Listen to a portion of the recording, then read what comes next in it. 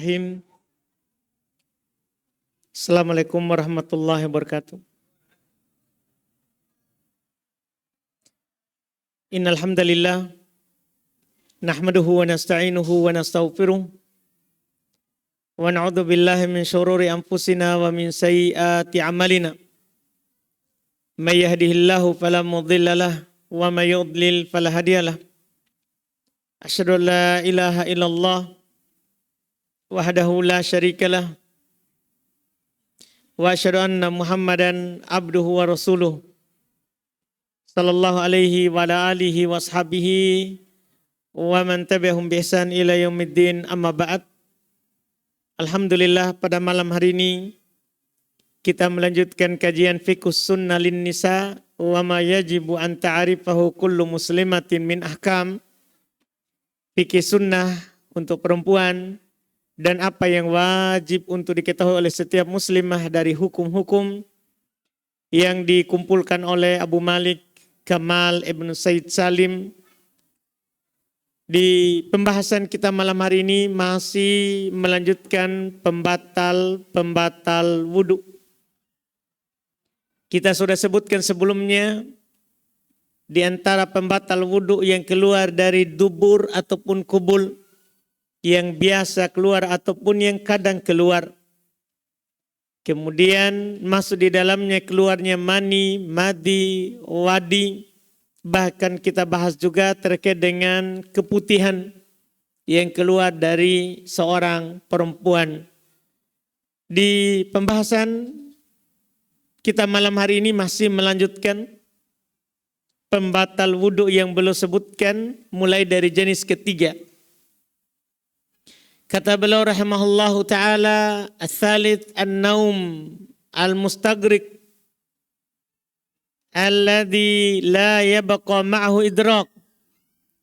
Tidur yang mendalam, tidur lelap yang tidak tersisa lagi kesadaran. Iya, tidak tersisa lagi kesadaran. Iya.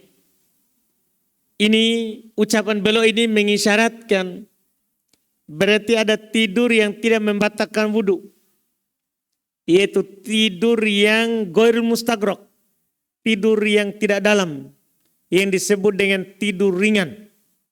Iya, tidur ringan. Dan ini rincian yang sangat bagus ya dari penulis, belum memegang pendapat kompromi. Karena sebelum kita baca, pada hakikatnya ada dua hadis dari Nabi Shallallahu Alaihi Wasallam dalam masalah tidur. Kelihatannya bertentangan, sehingga para ulama terbagi dua dalam memegang pendapat hukum tidur itu sendiri membatalkan wudhu atau tidak. Di antara para ulama ada yang mengatakan tidur membatalkan wudhu secara mutlak. Artinya mau tidur ringan atau tidur dalam, tidur berat, batal. Ada juga yang berpendapat bahwa tidur tidak membatalkan wudhu secara mutlak. Tidur apapun tidak batal wudhu. Iya. Ini dua pendapat disebabkan karena ada dua hadits. Tapi yang belum pegang ini adalah pendapat pertengahan, kompromi. Dua hadits tadi yang benarnya, tidur itu dirinci. Kalau tidur lelap, tidur dalam, ya, yang tenggelam, yang pelakunya tidak sadar lagi apa yang dilakukan di sekitarnya, ya, maka ini membatalkan wudhu. Tapi kalau tidurnya setengah sadar, hanya tidur duduk jatuh-jatuh kepalanya, ya, maka ini tidak membatalkan wudhu. Tidak membatalkan wudhu. Ini yang belum pegang di sini dan ini bagus.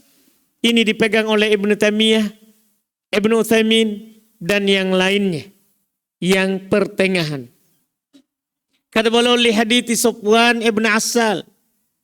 Karena hadits Sufyan ibn Assal qala, beliau berkata, kana Rasulullah sallallahu alaihi wasallam ya'muruna idza kunna safaron alla nanzi'a khifafana salasata ayyamin wa layalihinna illa min janabatin lakin min go'itin wa baulin wa naumin. Berdasarkan hadis Sofwan ibn Asal radhiyallahu taala anhu, beliau berkata adalah Rasulullah sallallahu alaihi wasallam memerintahkan kami apabila kami safar untuk tidak membuka sepatu kami selama 3 hari 3 malam. Orang safar itu boleh usap di atas sepatu 3 hari 3 malam. Kalau mukim boleh usap di atas sepatu sehari semalam. Ini bagi orang sakit misalnya, tidak bisa wudhu, tidak bisa sentuh air kakinya. Atau bagi orang yang tidak sakit, ya, semua dibolehkan untuk sholat. Dan dia dengan syarat menggunakan sepatu kalau sholat. Atau sholat nanti pakai kaos kaki, boleh usap di atas sepatunya. 3 hari 3 malam. Iya. Illa min janabatin, kecuali junub. Tentunya karena junub wajib mandi, masa mandi pakai sepatu. Iya kan, mandi buka sepatu. Kecuali dari junub. Akan tetapi yang boleh seperti itu adalah dari goit, air besar. Wabaul, buang air kecil, boleh hanya usap di atas sepatu. Kalau wudu. Wa naumin, dan kalau tidur. Di sini menunjukkan bahwa tidur membatalkan wudu. Karena dikatakan batal wudunya. Kembali wudu dan usap sepatu. Kembali wudu dan usap sepatu. Di sini kata para ulama, tidur di sini maksudnya tidur yang mendalam. Maka kata beliau fasawwan nabi bainan naum wal baul wal ghaid. Maka Nabi menyamakan antara tidur, kencing dan air besar. 3 itu disebutkan pembatal wudu. Diikutkan tidur, kencing dan air besar. Itu sisi dia sebagai pembatal wudu. Walaisa mutlakun naum, Masya Allah. Bukan tidur secara mutlak. Tidak mutlak tidur langsung kita batalkan, batal wudunya. Iya. Wa innamal murad an-naum alladzi la yabqa ma'hu idrak. Yang diinginkan dengan tidur di sini adalah tidur yang tidak tersisa lagi bersamanya idrak. Kesadaran. Tidak tahu lagi apa yang dilakukan di sekitarnya. Walahis. Tidak ada lagi apa yang bisa dia his, yang bisa dia indrai. Hilang sudah. Iya. Bahaitu idza kharaja minhu syai' la yahussu bih. Yaitu dari sisi kalau ada sesuatu yang keluar darinya tidak rasa lagi.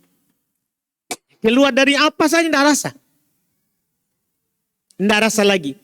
Yang seperti ini tidurnya membatalkan wudu. Membatalkan wudu.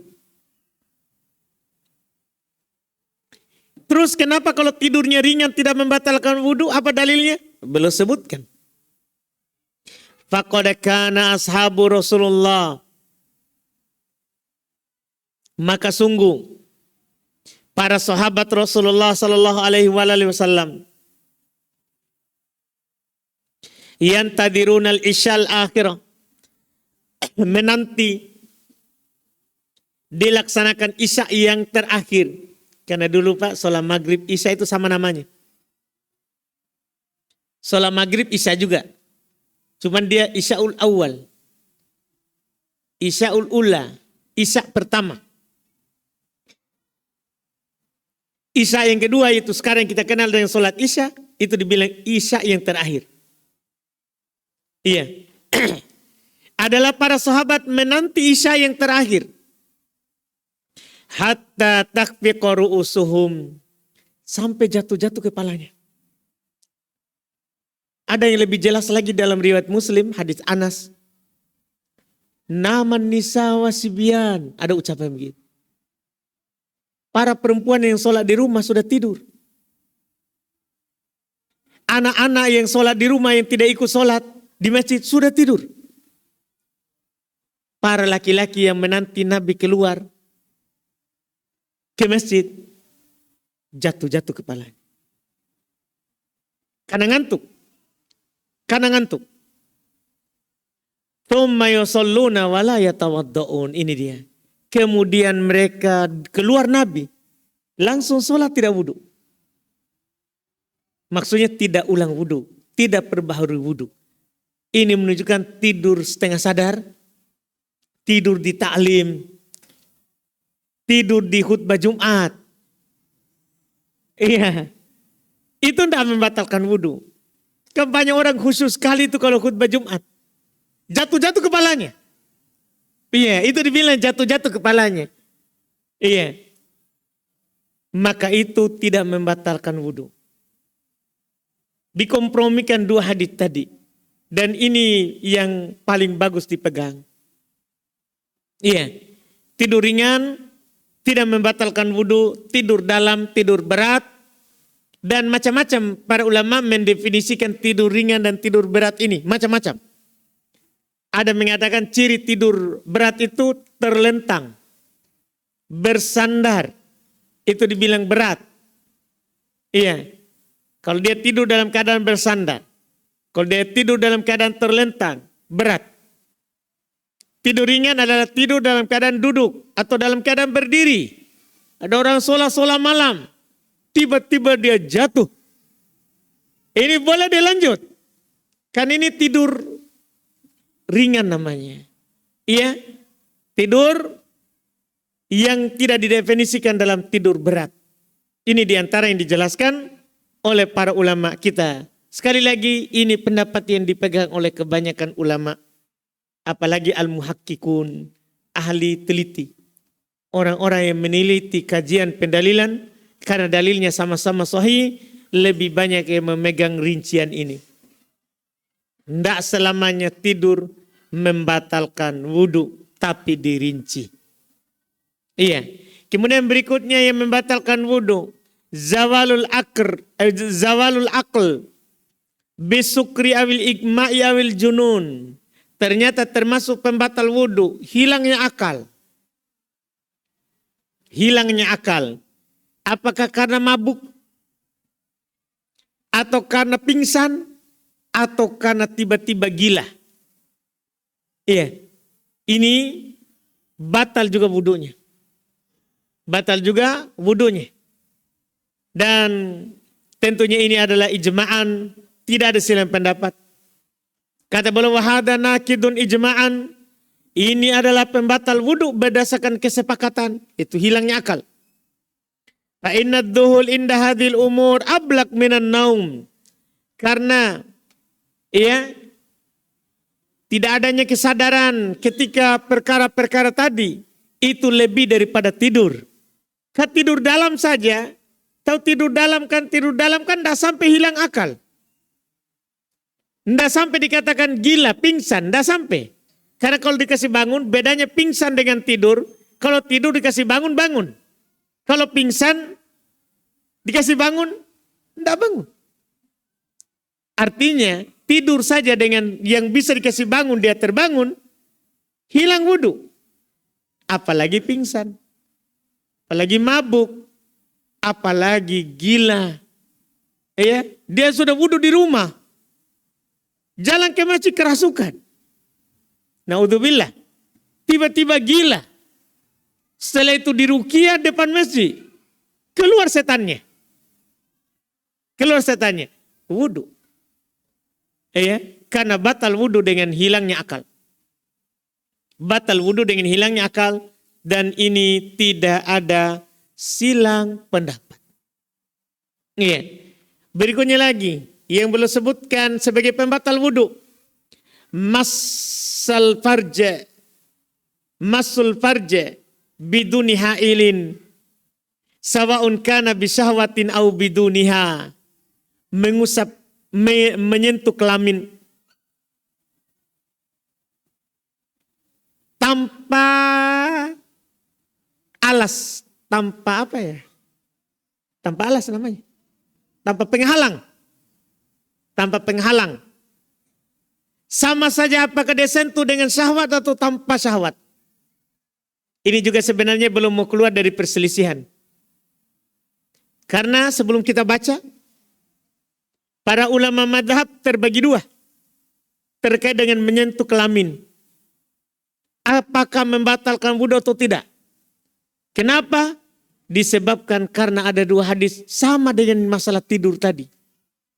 Ada dua hadis yang bertentangan kelihatannya. Ada hadis sahih dari Nabi. Ada hadis sahih dari Nabi.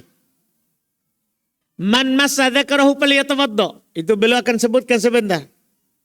Siapa yang menyentuh kelaminnya, hendaklah dia berwudu. Berarti batal.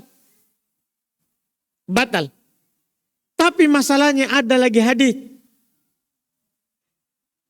Nabi SAW ditanya, seorang menyentuh kelaminnya, alaihil wudu, apakah wajib baginya berwudu? Kata Nabi kepadanya, la, innama huwa bad'atu minka. Tidak, itu hanya anggota badanmu. Artinya sebagaimana kamu sentuh kepala, tangan, tidak batal wudu. Maka sentuh si kecil juga tidak batal wudu. Iya, tidak batal wudu. Ini hadis kelihatan bertentangan. Satu batal, satu tidak. Penulis ambil jalur tengah. Dengan pendapat, ini diantara komprominya ini. Sentuh tanpa pembatas, batal. Kalau pakai pembatas, tidak. Ini diantara komprominya. Walaupun Ibnu Taimiyah tidak memilih kompromi ini. Ini penulis ya. Ini berdasarkan pandangan penulis. Dikompromikan dua hadis tadi yang mengatakan batal tanpa alas. Yang mengatakan batal, tidak batal, ada alasnya. Ini penulis. Tapi kalau Ibnu Taimiyah beda. Ibnu Taimiyah bukan masalah alas atau tidaknya. Kalau Ibnu Taimiyah belum tidak bicarakan alas atau tidak. Iya. Menyentuh kelamin tidak membatalkan wudu, tapi sunnah berwudu. Itu komprominya Ibnu Taimiyah. Kalau ada orang menyentuh kelaminnya, tidak batal wudunya. Tidak batal wudunya. Tapi sunnah dia berwudu. Itu Ibnu Taimiyah. Iya. Itu Ibnu Taimiyah rahimahullah. Adapun kata penulis tanpa syahwat atau dengan syahwat, ini kan masalah kenapa ada pendapat dengan syahwat atau tanpa syahwat? Yaitu mereka berpendapat juga kalau syahwat sentuhnya batal. Kalau tanpa syahwat tidak. Karena sebenarnya ini bukan karena sentuhnya. Karena hal lain. Biasanya orang kalau pakai syahwat keluar nanti madi. Kan keluar madi batal. Kan kalau gerak syahwat nanti keluar itu cairan bening, licin. Batal. Tanpa syahwat, sentuh tanpa syahwat. Kan tidak ada air keluar. Tidak bergerak syahwat. Maka ketika itu mereka bilang tidak batal wudu. Itu semua kompromi. Sebenarnya tidak ada dalam hadits Nabi syahwat atau tanpa syahwat. Karena kalau kita berbicara syahwat, itu berbicara karena ada yang keluar. Karena ada yang keluar. Maka sebenarnya yang paling cocok adalah apa yang dipegang oleh Ibnu Taimiyah. Menyentuh kelamin tidak batal wudu. Langsung atau tidak langsung? Langsung atau tidak langsung? Iya. Kelamin sendiri atau kelamin orang lain? Mohon maaf Pak. Ini suami istri maksudnya. Iya, suami istri. Suaminya mau keluar pergi na sentui. Iya. Pulang kok cepat misalnya. Ina suruh adeknya. Iya, sentuh. Batal wudunya atau tidak? Itu masalah yang dibicarakan nanti di sini.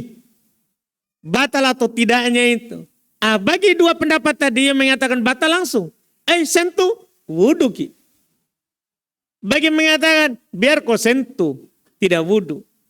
Di luar jubah, tidak wudu. Di dalam jubah, dalam celana maksudnya. Wudu. Kan begitu tadi pendapat-pendapat yang ada. Ibnu Taimiyah tidak. Mau di dalam jubah, di luar jubah disentuh. Iya. Mau disentuh ini. Sunnah wudu. Tidak wajib. Tidak batal wudunya. Tapi sunnah. Bagus juga. Bagus sekali itu pendapat. Masalah keluar air itu masalah lain. Keluar air kan biar tidak disentuh. Kan biar berhayal cium istri. Keluar itu si licin. Iya. Biar tidak disentuh dan ya. Iya. Itu kan cairan biar tidak disentuh ji. Ya enggak ada sese. Biar tidak sentuh itu kan tetap keluar. Kalau masalah itu kan masalah keluar mati. Ini bukan masalah pembicaraan disentuh. Bukan. Sehingga pendapat Ibnu Taimiyah itu lebih bagus dipegang. Kalau kita menyentuh kelamin, mau langsung atau tidak, sunnah kita wudhu. Dan kalau kita tidak berwudhu langsung pergi ke masjid sholat, tidak apa-apa. Karena tidak batal. Itu pendapat yang paling bagus kalau saya baca. Dari pendapat-pendapat yang ada. Adapun penulis beliau kompromikan. Dengan cara sentuh langsung batal, sentuh pakai alas tidak. Ini namanya pendapat. Iya. Liqaulin Nabi sallallahu alaihi wasallam. Karena Nabi sallallahu alaihi wasallam bersabda, "Man massa dzakarahu falyatawaddo." Siapa yang menyentuh kelaminnya maka hendaklah dia berwudu. Wa ayyuma imra'atin massat farjaha. Perempuan manapun yang menyentuh kelaminnya, karena kalau laki-laki namanya dzakar, kalau perempuan namanya farj. Jadi beda nama ini Pak, tapi sama, terjemahnya sama, ini sinonim. Cuman penggunaannya saja yang beda.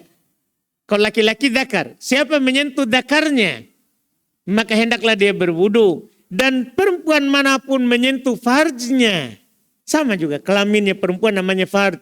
Perempuan manapun yang menyentuh farjnya, maka hendaklah dia berwudu, sama.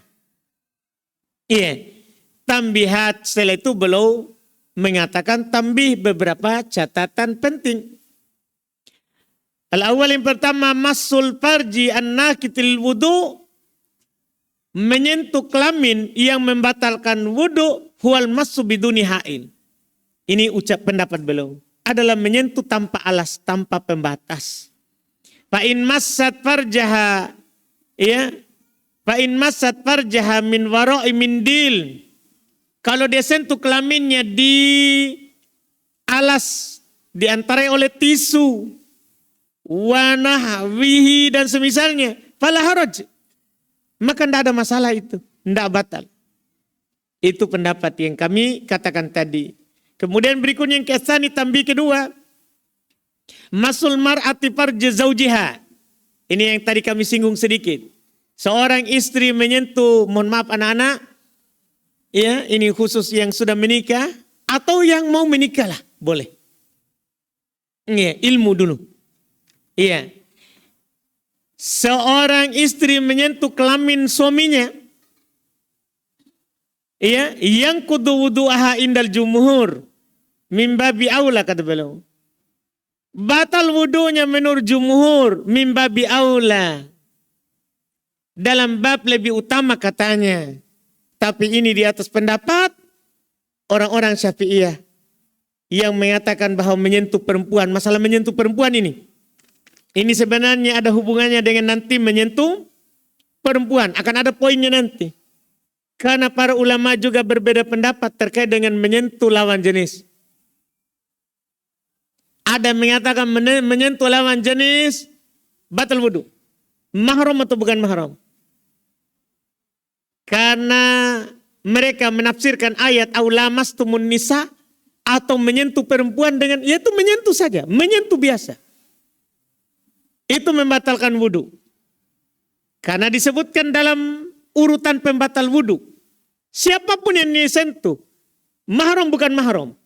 Mahram bukan mahram itu kan perbedaan di dosa atau tidak. Bukan dalam masalah batal wudu atau tidak. Bukan mahram dosa. Mahram tidak dosa. Tapi apakah batal wudu? Batal wudu dengan dalil ayat. Ulama lain mengatakan tidak batal wudu. Kenapa? Nabi pernah sholat. Kamarnya sempit. Saat beliau sujud, beliau cubit Aisyah. Kakinya. Supaya ditekuk. Baru Nabi sujud. Dalil pertama. Dalil kedua. Nabi SAW kata Aisyah. Keluar sholat. Mencium istrinya. Mencium istrinya. Berarti tidak batal. Nah ini bukan sentuh ini. Ini cium. Ini cium. Tinggal pertanyaannya, masalahnya tadi pendapat pertama dalilnya ayat. Nah itu dia. Dalilnya ayat. Maka mereka menjawab, yang diinginkan dengan sentuh dalam ayat adalah bukan sentuh biasa, tapi sentuh yang luar biasa. Iya. Kita paham tak? Bapak-bapak paham ini. Bukan menyentuh biasa. Karena kalau menyentuh biasa Nabi pernah sentuh kaki Aisyah. Kalau sentuh biasa Nabi mencium istrinya. Keluar sholat. Maka sentuh yang diinginkan di ayat adalah bukan sentuh itu. Sentuh yang dikatakan adalah ada hubungan dua belah pihak. Karena wazannya lamas pakai fa'al. Ada salingnya. Ada salingnya. Maka Ibnu Abbas tafsir. Ibnu Abbas menafsirkan ayat ini. Aulamastumun nisa ay jama'tum. Kalian berhubungan badan. Itu bukan lagi batal wudu itu Pak. Iya. Itu wajib apa? Wajib mandi ka junub maki. Keluar atau tidak keluar mohon maaf dan selesai. Iya. Itu masalah lain. Yang penting kita bersungguh-sungguh selesai mi. Nah, awalnya kita bersungguh-sungguh kemudian kita malas. Berhenti di tengah jalan. Nggak sampai keluar. Airnya. Tetap wajib mandi. Batal wudu tak. Nah, itu yang diinginkan dengan di situ lamas. Dengan menyentuh di situ. Dan ini pendapat yang benarnya. Kompromi dalil Pak. Kompromikan ayat. Apalagi yang menafsirkan ayat adalah Ibnu Abbas. Hujjah. Adalah hujjah. Karena dia ahli tafsir dari kalangan sahabat. Yaitu dengan kesimpulan menyentuh perempuan tidak membatalkan wudu. Tidak membatalkan wudu. Pakai alas atau tidak. Ada yang mengkompromikan sentuh pakai alas tidak. Sentuh dengan alas. Sentuh dengan alas tidak. Sentuh langsung kulitnya batal. Tapi itu jenis-jenis kompromi namanya. Seperti penulis juga. Ambil kompromi itu. Yang benarnya apa yang kami katakan tadi itu. Iya. Kata beliau rahimahullah. Masul mar'ati farja zawjiha yang kudul wudu. Indal jumhur min babi aula. Menurut jumhur kata beliau. Wa qala ba'duhum la yang kudul wudu. Li adamid dalil. Sebagian mereka mengatakan tidak membatalkan wudu karena tidak ada dalil. Betul. Tapi beliau tetap bilang wal awal ahwat. Yang paling pertama yang pendapat pertama katanya lebih hati-hati. Arti maksudnya, kalau suami tak sudah wudu, jangan maki sentuh. Sentuh apanya? Ini bukan masalah orangnya Pak ya, ini bicaranya kelaminnya.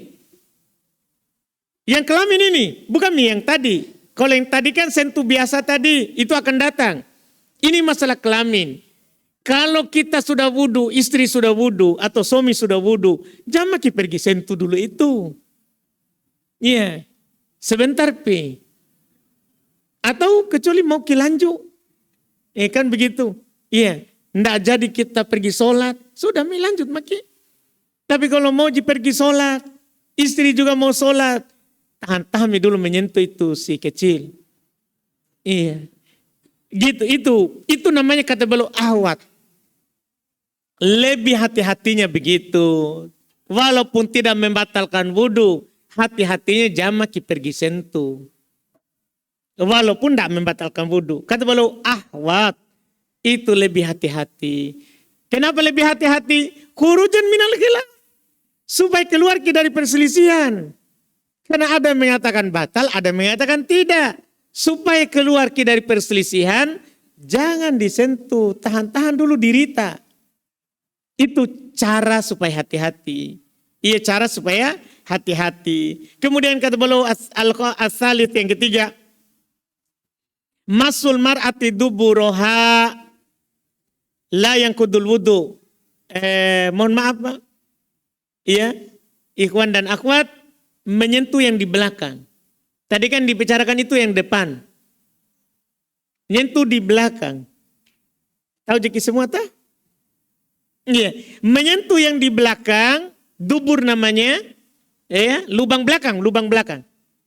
Menyentuh di belakang itu namanya dubur, ya, tidak membatalkan wudu. Li adamid dalil, tidak ada dalilnya kalau itu memang. Depan itu tadi, karena biasanya orang kalau disentuh depan, ya itu tadi bisa bangkit syahwat. Ya, kalau di belakang tidak ada dalil. Wal aslu al baro'ah, asalnya tidak batal wudu. Li'anna dubur la yusamma farjan, karena dubur tidak dinamakan kelamin. Yang belakang itu tidak dinamakan kelamin dalam bahasa Arab. Ya. Wala yasihu qiyasuhu alaihi. Tidak cocok kita kiaskan di atas yang depan. Karena ada orang menyatakan di antara para ulama, sentuh bagian belakang atau depan sama saja. Karena menyentuh depan batal. Iya, menyentuh belakang juga batal, tapi ini tidak ada dalil. Tidak ada dalil. Tidak boleh kita katakan batal wudu tanpa dalil. Iya. Wala yasihu qiyasuhu alaihi. Tidak sah kita kiaskan atasnya. Li adamil illatil jami'ati bainahuma, karena tidak ada illah, sebab yang menyatukan antara keduanya. Depan belakang itu beda, sehingga tidak boleh kita kiaskan. Tidak boleh kita kiaskan. Kemudian masalah berikutnya ini juga bagus beliau singgung. Seorang ibu, seorang ayah menyentuh anaknya ketika dia cebok, sudah wudu. Kata beliau, masul mar'ati dzakara tibliha la yang kudul wudu kadahalik. Seorang ibu menyentuh kelamin bayinya, anak kecilnya, tidak membatalkan wudu. Tidak membatalkan wudu, Pak. Kalau anak kecil, karena memang anak kecil tidak ada lagi dibilang syahwat. Tidak ada orang sentuh punya anaknya keluar syahwat, naik syahwatnya. Enggak tahu nih kalau ada. Itu? Iya. Tapi asalnya seorang menyentuh punya anaknya, tidak naik syahwat. Sehingga tidak ada tadi itu pembicaraan yang dibicarakan oleh para ulama tadi. Sehingga tidak masuk di dalam masalah membatalkan wudu. Selesai dalam menyentuh kelamin. Berikutnya yang keenam. Iya, aklu lahmil ibil. Makan daging onta. Iya, ini kalau kita di sini tidak ada ya. Aman kalau ini, pembataling ini. Jarang, bukan lagi jarang ya. Enggak tahu, akan kuda ya, kuda, sapi, kambing. Kalau daging onta, cuman untuk diilmui saja. Siapa tahu pergi ke umroh, mau ke makan onta, ini ilmunya. Makan daging onta membatalkan wudu. Habis makan daging onta wudu dulu. Iya. Kata beliau li haditsil Bara' bin Azib, berdasarkan hadits Al-Bara' bin Azib radhiyallahu taala anhu, qala beliau berkata, qala Rasulullah sallallahu alaihi wasallam, Rasulullah sallallahu alaihi wasallam bersabda, tawaddau min luhumil ibil, berwudulah dari memakan daging onta, wala tawaddau min luhumil ghanam, jangan berwudu dari makan daging kambing. Jadi kalau kita makan daging kambing boleh langsung sholat kalau sudah wudu tadinya. Iya, tidak batal wudu makan daging kambing. Tapi kalau makan daging onta, kata Nabi tawaddau, berwudulah. Berwudulah. Wa in kana jumhuril ulama, walaupun mayoritas ulama kata beliau, yarawna annal wudu'a min luhumil ibil mustahab faqat. Walaupun mayoritas berpendapat, mereka mengatakan bahwa berwudu dari daging onta sunnah saja, bukan wajib. Artinya sama dengan tadi menyentuh kelamin. Sunnah wudu, tidak wajib. Mayoritas juga berpandangan begitu kalau makan daging onta. Illa annal qaul bil wujub bimakna, hanya saja pendapat yang mengatakan wajib dalam artian annal akal min lahmil ibil nakidun wahwal adhar. Hanya saja pendapat yang mengatakan wajib wudu dari memakan daging onta itu lebih nampak. Karena hadis jelas, Pak. Hadis jelas. Tidak bisa kita takwil ini. Karena Nabi bilang tawaddau min luhumil ibil. Berwudulah dari makan daging onta. Berwudulah dari memakan daging onta. Kan jelas. Lebih nampak, lebih jelas, lebih bagus kita pegang. Iya, walidzalika qala An-Nawawi rahimahullah. Oleh karena itu berkata Imam Nawawi, imamnya madhab Syafi'iyah. Beliau berkata, hadal madhabu aqwa dalilan madhab yang mengatakan wajib berwudu dari memakan daging onta lebih kuat secara dalil. Wa in kanal jumhur ala khilafi, walaupun mayoritas ulama menyelisihinya. Karena lebih jelas dalilnya, Pak. Iya, kita pegang itu. Walaupun mayoritas, kebanyakan ulama lebih berpendapat bahwa memakan daging onta adalah sunnah berwudu. Bukan wajib berwudu. Walaupun, tapi kalau kita pegang dengan zahir hadits Nabi, itu lebih bagus, lebih nampak. Berwudu dari daging onta. Setelah itu, beliau bawakan hal-hal yang juga dibicarakan sebagai pembatal wudu, tapi yang kuatnya tidak membatalkan wudu. Kata beliau, umurun la tangkudul wudu. Beberapa perkara yang tidak membatalkan wudu. Uktil muslimah. Wahai saudariku muslimah. Hunaka umurun. Di sana ada beberapa perkara. Yadunnu ba'dun nas. Sebagian manusia menyangka. Annaha tangkudul wudu. Bahasanya dia membatalkan wudu. Walaysa binaqidatin indat tahqiqi min. Akan tetapi bukan pembatal wudu ketika diperiksa kembali. Pemindalika di antara hal tersebut. Ini yang baru kita bicarakan. Lamsul mar'ati lirajuli biduni ha'il. Seorang perempuan menyentuh laki-laki tanpa alas. Ini ucapan beliau juga tanpa alas, ini masalah. Karena ini pendapat kompromi. Karena seperti yang kami singgung tadi. Ada para ulama berpendapat secara mutlak. Menyentuh perempuan batal wudu. Pakai alas atau tidak. Ada yang berpendapat kita tidak berbicara dosa ya. Kalau kita berbicara dosa biar perempuannya dalam tembok. Kita sentuh ini temboknya, kita hayalkan itu perempuan. Batal wudu dosa. Bukan lagi batal wudu, dosa. Kita tidak bicara dosanya ini. Kita bicara sekarang batal wudu. Mahrum atau bukan ini dibicarakan. Iya. Jadi ada yang berpendapat batal. Ada juga yang berpendapat tidak batal. Penulis bilang, beliau keluar dari khilaf. Menyentuh perempuan tanpa hail.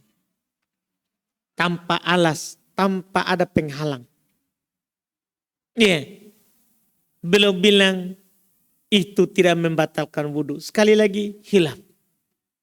Supaya kita nanti tidak heran di sana ada orang yang sentuh perempuan langsung bilang apa batal. Saya isyaratkan memang khilaf.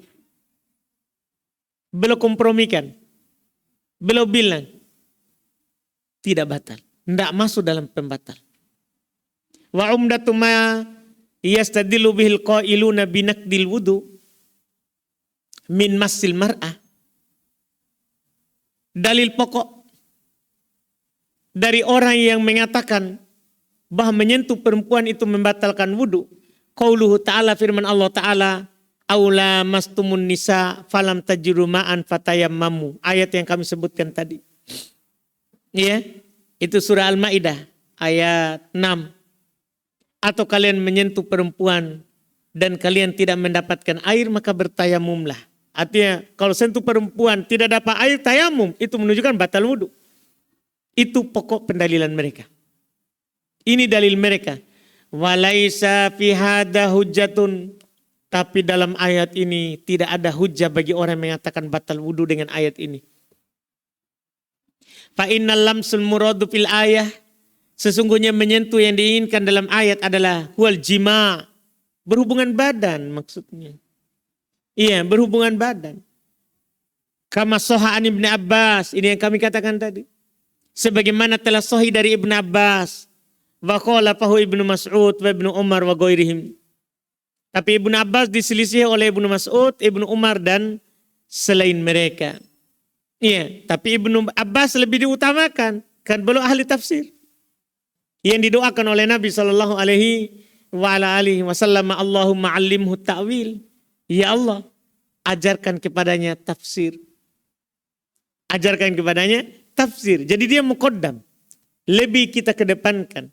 Sehingga menyentuh perempuan tidak membatalkan wudu. Ayat tadi tidak ada sisi pendalilannya. Iya. Kemudian kata beliau kultu. Saya berkata, wa yu'ayyidu anna lamsal mar'ati la yanqudul wudu. La yanqudu wudu'aha. Di antara yang menguatkan bahwa menyentuh perempuan tidak membatalkan wudunya, wala wudu'ahu, tidak membatalkan wudu perempuan dan tidak pula membatalkan wudunya laki-laki. Mayali, dalilnya yang menguatkan hal itu apa yang berikut ini. Hadits Aisyah. Hadits Aisyah yang kami isyaratkan tadi. Juga ini juga yang beliau katakan. Hadits Aisyah radhiyallahu taala anha qalat, beliau berkata, faqattu Rasulullah sallallahu alaihi wasallam lailatan minal firash. Saya pernah kehilangan Rasulullah sallallahu alaihi wasallam suatu malam dari tempat tidur. Kehilangan Rasulullah sallallahu alaihi wasallam suatu malam dari tempat tidur. Iya, yaitu dari tempat tidurnya beliau tidur sama Rasulullah. Kemudian malam-malam bangun, beliau sentuh, tidak ada. Kehilangan Rasulullah. Maka apa yang terjadi? Faltamastuhu. Maka saya pun mencarinya, kan gelap Pak. Saya mencari-carinya. Gelap. Fawaqa'at yadi ala batni qadamai. Maka tanganku menyentuh kedua telapak kakinya. Iya. Wahuwa fil masjidi wahuma mansubatan. Ternyata Nabi di dalam masjid dan kedua telapak kakinya itu berdiri. Berdiri disentuh oleh satu tangannya. Wahwa yakul, dan beliau berkata dalam sujudnya, Allahumma inni a'udhu biridhaka min sakhatik. Hadits. Poinnya adalah kalau menyentuh atau disentuh oleh perempuan membatalkan wudhu, pasti Nabi apa? Batalkan sholatnya. Ini Nabi lanjut sholat. Lanjut sholat.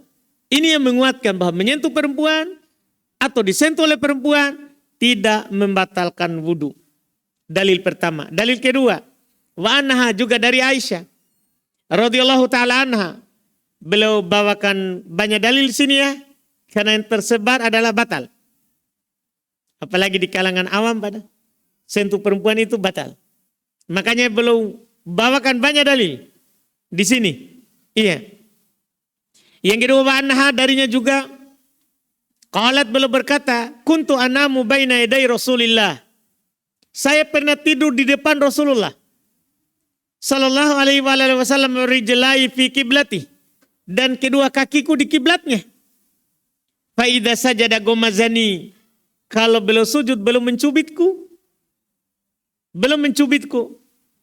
Wa qabattu rijlai, dan saya pun menekuk kedua kakiku.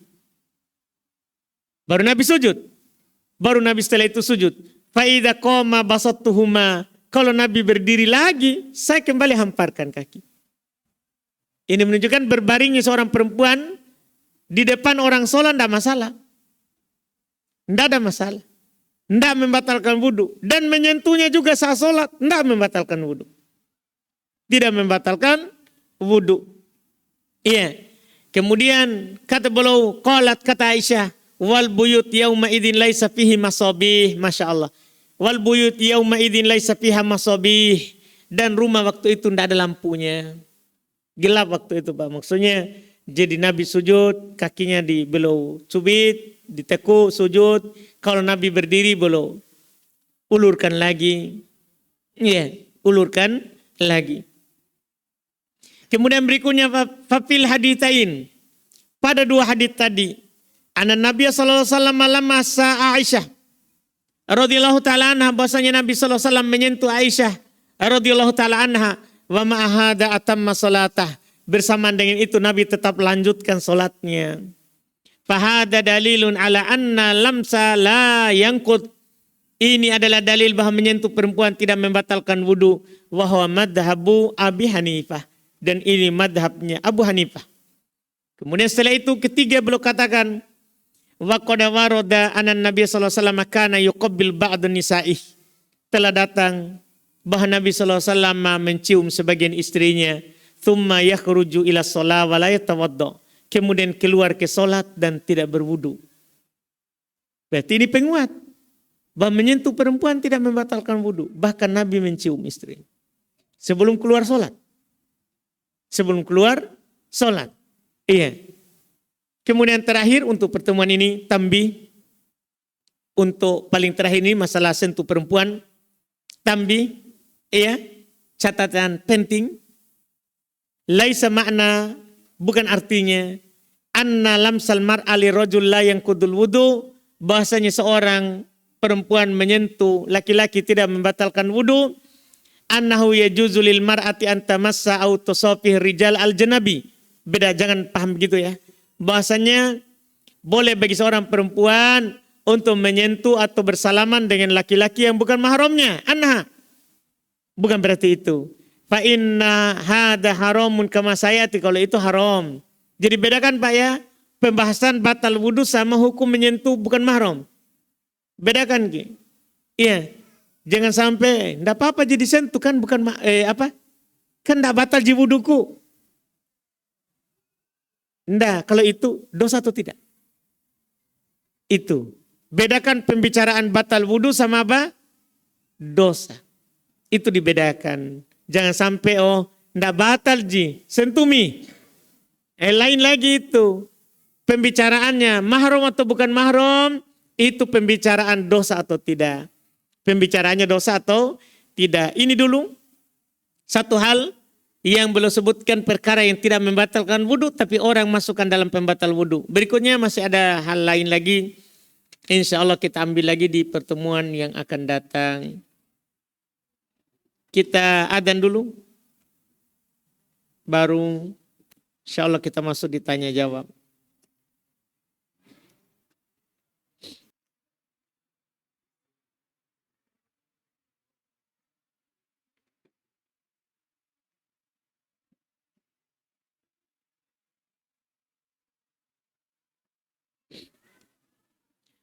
Baik, kita masuk di tanya jawab. Sini ada pertanyaan.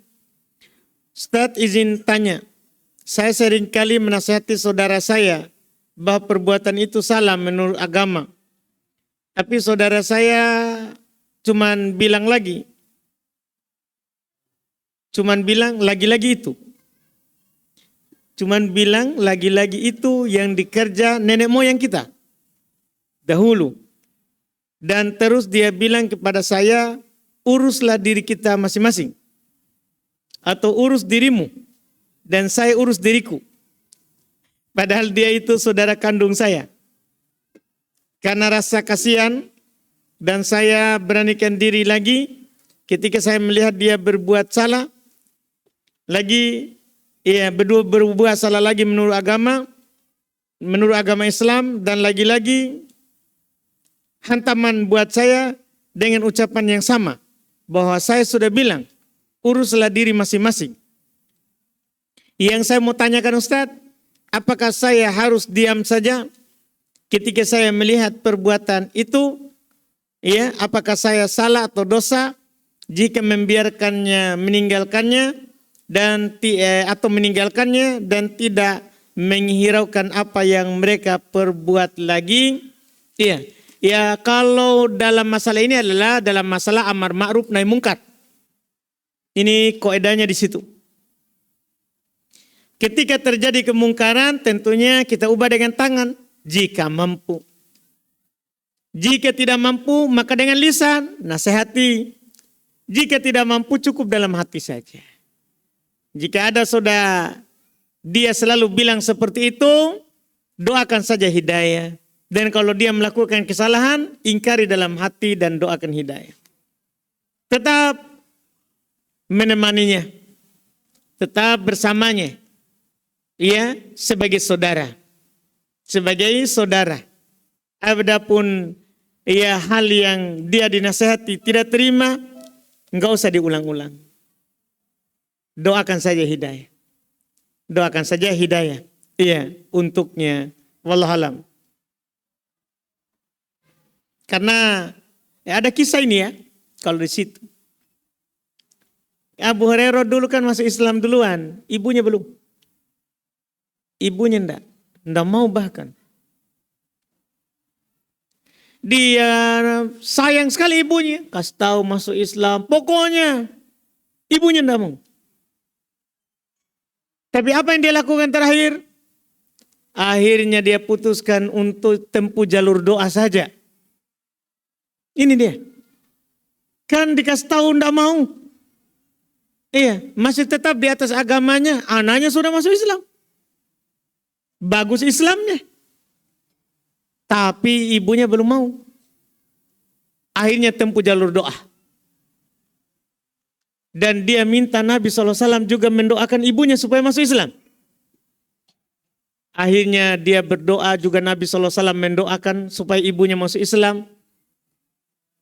Abu Hurairah pulang ke rumah, dengar air mandi. Bayangkan, dengar air mandi. Dan ibunya bilang jangan dulu kau mendekat. Didengar suara air. Ternyata ibunya mandi dan bersyahadat. Masuk Islam. Jadi kadang apa yang kita lakukan dengan ucapan, perbuatan, tidak bisa menjadi orang, membuat orang menjadi baik, dapat hidayah. Tapi dengan doa, dapat hidayah. Dapat hidayah. Itu yang bisa kita lakukan. Kalau ada saudara yang begitu, tidak usah diulang-ulang terus, nanti orang bosan. Nanti orang bosan. Iya. Nampakkan saja perbuatan yang baik. Tidak apa-apa kita kasih uang kalau memang kita punya uang untuk melembutkan hatinya. Tetap berbuat baik padanya. Ya, tetap berbuat baik kepadanya. Iya. Supaya melembutkan hatinya. Setelah itu kalau juga tidak berubah, maka doakan hidayah. Kemudian pertanyaan berikutnya, Ustadz. Saya seorang istri, punya suami yang apa ini? Yang minta apa ini? Yang apa itu?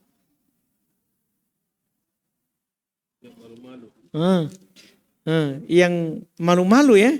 Yang malu-malu minta jajan di kamar.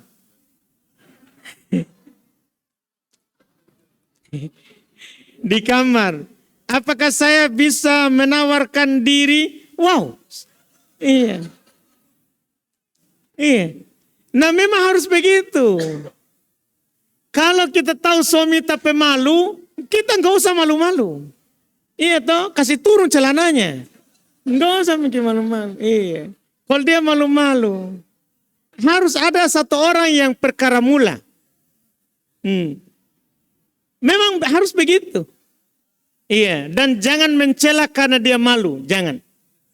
Jangan mencela karena dia malu. Cuman kita yang harus pahami, dia ini tidak pernah minta. Maka kita harus minta. Mintanya boleh dengan ucapan, Aimi kita bersedekah dulu malam ini. Atau siang ini. Dengan ucapan. Bisa juga dengan lisanul hal. Boleh kita minta dengan lisanul hal. Lisanul hal itu keadaan. Sudah pakai pakaian dinas. Nggak paham juga, bu kami. Iya kan? Kan kalau nggak paham kita sudah pakai pakaian khusus toh untuk suami. Dia nggak paham-paham juga. Sudah mi buka saja. Baru depan maki. Iya. Nggak apa-apa. Alhamdulillah. Iya. Wallahualam. Apakah wajib mandi junub kalau menyentuh istri dengan syahwat? Itu dalam kurung mencium istri. Kalau tidak keluar mani, enggak. Kalau hanya madi, yang keluar itu karena pergerakan syahwat, enggak wajib mandi, wajib dicuci. Tapi kalau cium langsung keluar, semprot kencang, penuh semangat, itu mani. Maka wajib mandi, wajib mandi. Ustaz, bagaimana hukumnya penjual yang menjual barang dengan cara sedikit memaksa pembeli untuk membeli dagangannya atau jasanya? Tidak boleh, kenapa kita paksa? Ya kan? Kan al-bay'an bil khiyar. Orang yang melakukan transaksi jual beli itu memiliki hak pilih. Biarkan dia punya hak pilih. Jadi, tidak jadi. Jangan dipaksa. Jangan dipaksa, enggak. Hadis Bukhari Muslim itu. Hadis Bukhari Muslim. Dia punya pilihan. Sebagaimana penjual bebas. Ada orang mau beli barangnya. Tidak mau kak. Boleh. Pembeli juga bilang begitu. Ini tapi ada barangku mau kak jual. Pembeli boleh bilang. Tidak. Bilkian. Ada hak pilih. Tidak boleh jual beli dengan paksa. Wallahualam.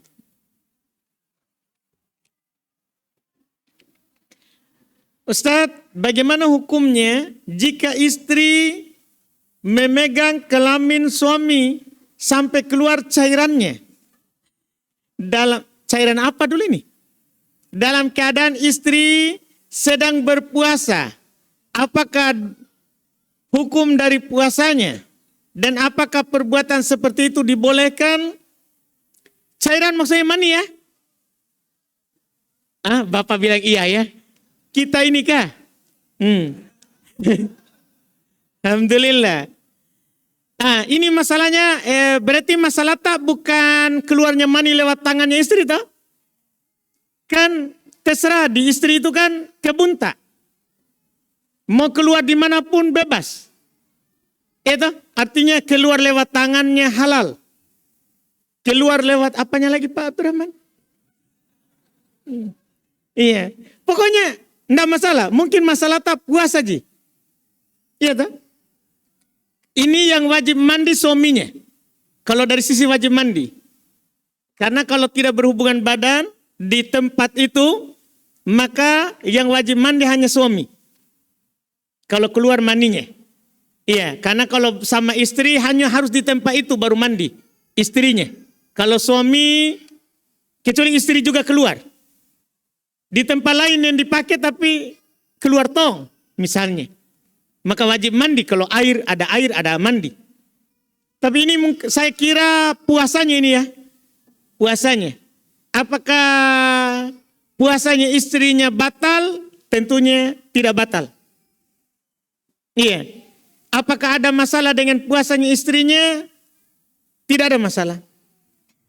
Ini kan dia kompromikan antara ibadah puasa dan ibadah melayani suami. Daripada dia suruh buka puasanya, tentunya ini enggak apa-apa. Yang penting suaminya enggak puasa. Karena kalau suaminya puasa lain lagi itu. Iya, ini suaminya tidak puasa mungkin istrinya lagi puasa. Kemudian mereka melakukan di tangan istri. Halal. Iya, enggak batal puasanya istrinya. Tidak batal puasanya istrinya. Wallahualam.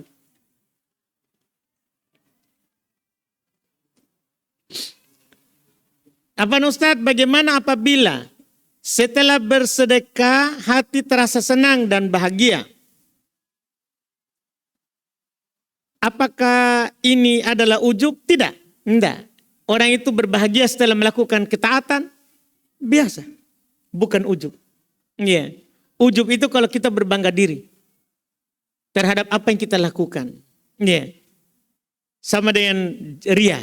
Ria itu ya kita mau disebut dengan apa yang kita lakukan. Mau dipuji.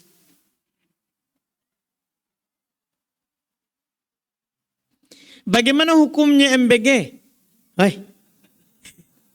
Sembarang tong kita tanyakan nih. Apabila guru membawanya ke rumah, oh baik. Di sekolah kami memang ada juga untuk guru. Iya, kalau memang ada halal. Halal. Halal untuk guru, kalau memang ada jatah untuk guru. Ya halal untuk murid. Kalau dibawa ke rumah halal kan punya tak? Memang kalau itu jatah tak halal. Jatah tak adalah halal. Wallahualam. Ustaz, apakah wajib mandi junub jika wanita merasakan klimaks walaupun tidak dengan berhubungan badan? Misal, mohon maaf ini pertanyaan-pertanyaan tidak cocok untuk anak-anak ini ya. Iya. Dan tidak apa-apa aja nih. Iya, lanjut ya. Pak Abdurrahman. Ustaz, apakah wajib mandi junub jika wanita merasakan klimaks walaupun tidak dengan berhubungan badan. Misalnya dengan jari suami. Walaupun tidak dimasukkan ke dalam. Ngeri. Ya, enggak ada masalah. Gimana DCC? Ada jawaban tak ini? Iya. Secara hukum kan istri-istrinya kan kebunnya tuh. Terserah dia mau cangkul dengan apa. Iya kan? Mau cangkul dengan kepalanya juga enggak apa-apa. Kan istrinya, kebunnya. Cuman ini yang ditanyakan kalau keluar air. Jadi itu bedanya berhubungan badan dengan tidak berhubungan. Kalau berhubungan badan biar enggak keluar air mani. Di tengah perjalanan malas dua-duanya. Enggak sampai keluar air. Ini tetap wajib mandi. Kalau bukan dengan berhubungan badan, yaitu bukan, mohon maaf, tidak ketemu dua yang berkhitan. Paham mungkin kita? Atau tidak? Oh, paham semua ya? Iya. Kalau ketemu dua yang berkhitan itu, idza massa al-khitanan. Jika dua yang bersunat itu bersentuhan. Tahu bersentuhan tak? Iya, sentuh-sentuh, ya tahu mah kita. Maka faqad wajabal ghusl. Sungguh telah wajib mandi. Jadi walaupun tidak keluar air. Walaupun tidak keluar air. Iya, mohon maaf Pak. Yang penting masuk. Iya enggak? Iya, saya sebenarnya malu-malu ini. Iya. Yang penting tercelup ki. Iya, tercelup itu helmnya. Iya. Itu sudah wajib mandi. Sudah wajib mandi. Kalau bukan itu, dia pakai tangan, pakai jari, apapun. Kemudian keluar air. Klimaks. Laki-laki keluar mani, perempuan keluar cairan. Karena kalau perempuan tidak semprot. Tidak sama laki-laki tersemprot. Kalau perempuan bukan yang tersemprot. Keluar juga dia cairan, bening, licin. Tapi dia akan merasakan lemas. Juga seperti laki-laki. Keluar air, maka wajib mandi. Kalau tidak sampai keluar, tidak wajib mandi. Kalau tidak sampai keluar, tidak wajib mandi. Jadi itu perbedaannya. Wallahualam. Berikutnya lagi. Semoga tidak ada yang begitu nih. Ustadz, semoga Allah senantiasa merahmati Ustadz dan keluarga. Amin. Bagaimana hukumnya menyentuh lawan jenis yang bukan mahram, tapi dalam rangka menjalankan tugas sebagai paramedis. Oh ini dilihat, kalau ini kedokteran dilihat hajatnya. Kalau dia tidak sentuh bagaimana, apa ada yang lain, tidak ada yang lain, itu namanya hajat. Hajat itu bimanzilati darurah. Hajat itu sama dengan apa? Darurat. Sama dengan darurat. Dilihat nanti kebutuhannya. Dilihat nanti kebutuhannya di dunia medis itu sendiri. Wallahualam.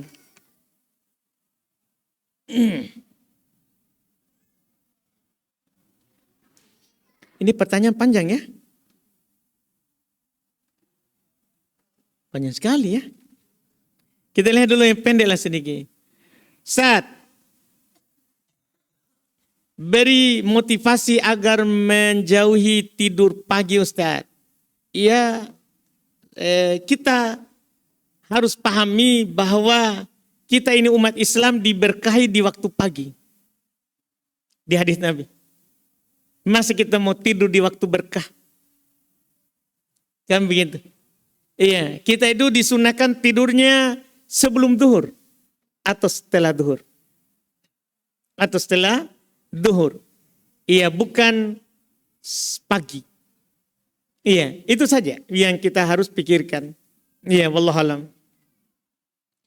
Ustaz, suami saya sangat menyukai rambut saya, Masya Allah. Jika diluruskan, maka dari itu terkadang suami saya meminta agar dibuat lurus dan rapi. Pertanyaannya, apakah boleh saya meluruskan rambut dengan alat pelurus rambut, yaitu dalam kurung apa ini? Catok. Dengan niat menyenangkan hati suami? Boleh sekali. Boleh seorang yang lurus rambutnya dia kasih bengkok. Dan boleh yang bengkok dia kasih lurus. Boleh. Yang tidak boleh itu kan menyambung rambut. Menyambung yang tidak boleh. Yang dilaknat itu menyambung. Adapun dikasih lurus yang bengkok, dikasih bengkok yang lurus, boleh. Dibolehkan. Apalagi untuk suami. Untuk suami, iya boleh. Mubah. Sebagaimana juga boleh dia mewarnai rambutnya jika suaminya pengen sekali-sekali warna berbeda. Boleh dia ubah warna rambutnya. Yang penting jangan hitam. Siapa tahu suaminya sekali-sekali mau lihat pink, dia boleh kasih pink. Iya, ataukah hijau di bawah, biru di atas. Boleh, mubah. Mubah dia lakukan. Wallahualam. Supaya dia tidak bosan. Kan itu yang diinginkan. Jangan sampai dia bosan akhirnya minta yang rambut lurus. Kan susah. Belum tentu orang mampu untuk menerimanya. Lebih baik kita mau yang ada. Yang ada. Wallahualam. Apa hukum menerima gaji full selama 1 bulan namun pada bulan tersebut pernah meminta izin selama 2 atau 3 hari karena suatu yang sangat penting. Kalau dia minta izin dan diizinkan halal gajinya kan. Kan dia sudah minta izin.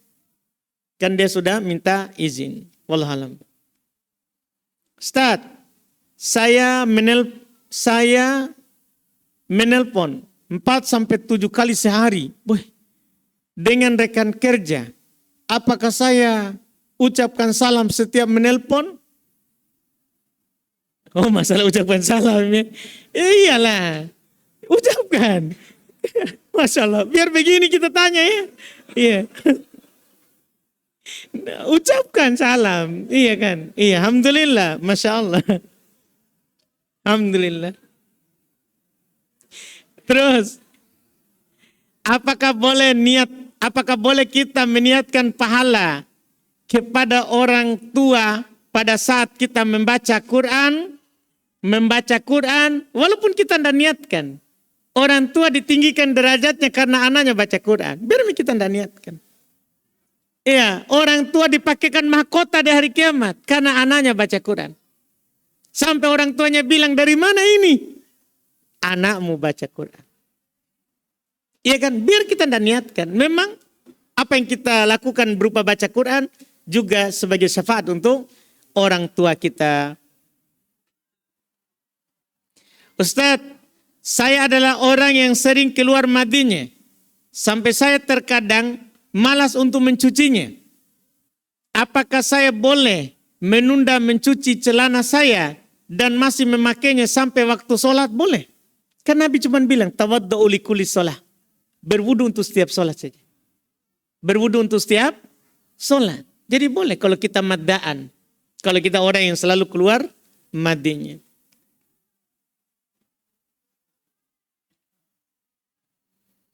Ustaz, saya punya luka di tangan. Lalu luka saya sering keluar nanahnya. Lalu nanahnya kena jubah saya. Apakah sholat saya sah, Ustaz? Iya, sah. Karena darah yang sohinya yang kuat pendapat. Darah putih atau darah merah, itu bukan najis. Darahnya kita. Darahnya manusia. Ya walaupun ada yang berpendapat darahnya manusia najis. Ia mengalir keluar itu. Tapi pendapat yang kuat dan najis. Apa dalilnya? Dalilnya Nabi SAW merawat sahabat yang luka di masjid. Darahnya keluar. Seandainya najis darahnya yang keluar itu tidak boleh di masjid.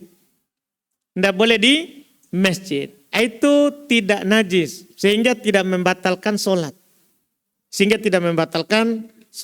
Wallahualam. Ustaz, bagaimana hukum hijab zaman sekarang yang semakin modern? Terkadang hanya panjang di bagian depan dan di belakang saja, tapi di bagian samping kiri dan kanan itu pendek sehingga ingin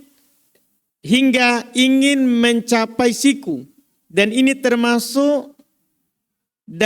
termasuk menyusahkan sholat jika tidak memakai kaos tangan karena terkadang terbang karena kipas. Apa Ustaz? Apakah ini bisa dipakai dengan warna yang tetap gelap atau hitam? Masya Allah. Selama kita tutup aurat. Kan itu pakaian itu. Pakaian itu adalah menutup auratnya perempuan. Iya. Kapan menutup auratnya? Dulu kan para perempuan waktu turun ayat hijab hanya merobek pakaian lebihnya di bawah. Baru dia lilitkan di kepalanya dan dia turunkan ke dadanya. Dia lilitkan. Iya. Artinya yang penting menutup aurat. Karena perempuan itu seluruh badannya aurat di laki-laki.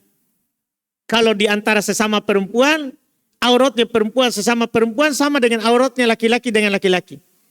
Tapi auratnya perempuan di hadapan laki-laki yang bukan mahram adalah seluruh badannya. Seluruh badannya. Jadi yang penting dia tutup itu hanya kelihatan matanya, alhamdulillah sudah tertutup auratnya. Siapa yang mampu sempurna, luas, alhamdulillah. Alhamdulillah. Sekarang kadang kita melihat orang status kadang ngeri-ngeri ya. Kadang mereka bertawud, kasihan. Ini para perempuan kadang juga saya lihat istrinya Ustadz. Kadang bertawud katanya. Melihat akhwat-akhwat sekarang pakai cadar. Cadar apa itu? Cadar yang diikat begitu. Maksud saya, kenapa kita bertawud? Syukur dia pakai. Masih banyak perempuan di sana lebih banyak enggak pakai. Kan dia sudah menutup aurat. Ya kalau kita bisa sempurna, alhamdulillah, pujilah Allah. Jangan merendahkan orang lain yang masih cuman bisa begitu. Jangan, baru-baru ini kan viral. Di kalangan kita aja. Bertawud katanya dengan melihat akhwat yang pakai cadar tempel. Syukur, kalau saya syukur. Orang pakai jilbab saja saya sudah bersyukur. Kalau saya sebagai ustadz bersyukur. Di sekian ribu orang tidak pakai jilbab. Dia bisa pakai jilbab panjang. Sudah bersyukur saya. Apalagi dia sudah tutup mukanya. Kalau saya bersyukur, kenapa kita merasa bahwa itu tidak boleh seperti itu. Sebagian orang kadang mengukur orang lain dengan dirinya yang sempurna. Ya, bersyukur makin. Bersyukur. Orang dulu mungkin awal dulu orang turun hijab. Banyak dia lilit. Apakah tidak terbentuk? Itu kan hal tidak bisa dihindari. Sekarang orang kan berbicara. Berbentuk. Hal yang tidak bisa dihindari, kepala tetap akan berbentuk. Gimana caranya? Boleh je tidak berbentuk. Pakai kelambu. Kan bisa tuh. Itu. Tidak bisa itu orang tidak berbentuk bahunya. Bisa. Pakai kelambu. Ada gitu yang begini. Yang ke depan, ke belakang begini tuh. Kan susah kalau dibilang begitu. Makanya kita bersyukur orang sudah pakai jilbab. Terus sudah pakai itu nikop yang walaupun hanya diikat begini. Syukur kita Pak. Syukur. Jangan berdoa miris di status. Miris saya melihat. Kasihan. Kenapa kita berstatus begitu? Iya, seharusnya kita doakan. Iya kan? Menemukan orang sekarang pakai cadar walaupun tempel begitu. Bersyukur kita. Ini bukan sahabat yang turun ayat langsung dia lakukan. Iya kan? Bersyukur kita. Jangan bilang. Yang jelas aurat perempuan adalah yang penting dia sudah tutup. Dia kelihatan masalah berbentuk. Tidak bisa itu Pak. Masalah berbentuk, susah. Iya. Biar pakai baju itu pasti berbentuk. Biar besar bagaimana bajunya, tetap berbentuk. Gimana caranya? Gimana caranya? Jadi tidak ada bahunya. Itu. Iya. Tidak bisa, tidak bisa. Tetap itu, maka bersyukur saja. Bersyukur dia sudah menutupnya. Wallahualam. Terakhir ya. Terakhir. Itu. Masya Allah. Dua, tiga ya. Ustaz, apa hukum top up game? Melalaikan ini Pak. Game apa ini? Iya, kan kita tidak boleh lalai. Dia karena harta dilarang Pak. Tidak boleh. Nanti ditanya di mana kita belanjakan? Masa jawabannya di game ya Allah. Kan kehinaan tuh. Tidak boleh top up game. Sini lagi satu, Ustaz, apa hukumnya menjual barang yang tidak sesuai dengan harganya? Menjual barang yang tidak sesuai dengan harganya. Gimana itu? Iya? Banyak untungnya. Begitu ya? Kenapa kita atur untungnya orang ini ya? Gini. Jangan sampai kita tanya saya, baru kita paksa saya atur harga. Jadi gini. Dalam hadis Bukhari Muslim. Dulu Pak naik harga. Para sahabat datang kepada Nabi SAW. Ya Rasulullah, atur harga. Siapa orang tidak kasih naik. Apa kata Nabi Pak? Apakah Nabi langsung umumkan harga harus rata? Tidak. Kata Nabi, Innallaha huwal musa'ir. Allah subhanahu wa ta'ala menentukan harga. Bukan kita. Kalau naik harga, takdir sudah ditulis itu. Iya, sudah ditulis. Iya, yang menentukan harganya akan naik, akan turun. Allah, kita jalani saja. Bertambah itu rezeki kita nanti. Yang tidak boleh adalah menipu harga. Itu saja yang tidak boleh. Menipu harga. Makanya dibilang la yabi hadirun libat. Jangan orang kota menjual kepada orang kampung kalau dia menipu harga. Lihat tuh, orang kampung ini dia kasih tipu harga. Itu enggak boleh. Boleh nanti yang tertipu itu mengembalikan. Boleh. Karena dia ditipu harganya. Kalau enggak ditipu masih wajar untungnya. Enggak apa-apa. Yang salah juga adalah menipu barang. Satu menipu harga tadi. Yang kedua menipu barang.